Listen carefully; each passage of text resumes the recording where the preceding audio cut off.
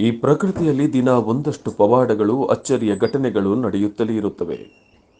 ಇದೀಗ ಇಂತಹುದೇ ಅಚ್ಚರಿಯ ಘಟನೆಯೊಂದು ದಕ್ಷಿಣ ಕನ್ನಡ ಜಿಲ್ಲೆಯ ಸುಳ್ಯ ತಾಲೂಕಿನ ಕಳಂಜ ಗ್ರಾಮದ ತಂಟೆಪಾಡಿ ಎಂಬಲ್ಲಿ ನಡೆದಿದೆ.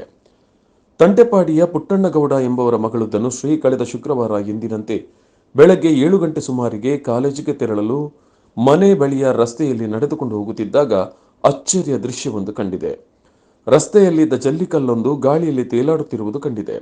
ಈ ವಿಸ್ಮಯದ ದೃಶ್ಯ ನೋಡಿದ ಆಕೆ ಕೂಡಲೇ ಮೊಬೈಲ್ನಲ್ಲಿ ಸೆರೆ ಹಿಡಿದಿದ್ದಾಳೆ. ಈ ಜಲ್ಲಿಕಲ್ಲು ಕೆಲವು ಸೆಕೆಂಡ್ಗಳ ಕಾಲ ಗಾಳಿಯಲ್ಲಿ ತೇಲಾಡಿದೆ ಎಂದು ಹೇಳಲಾಗಿದೆ.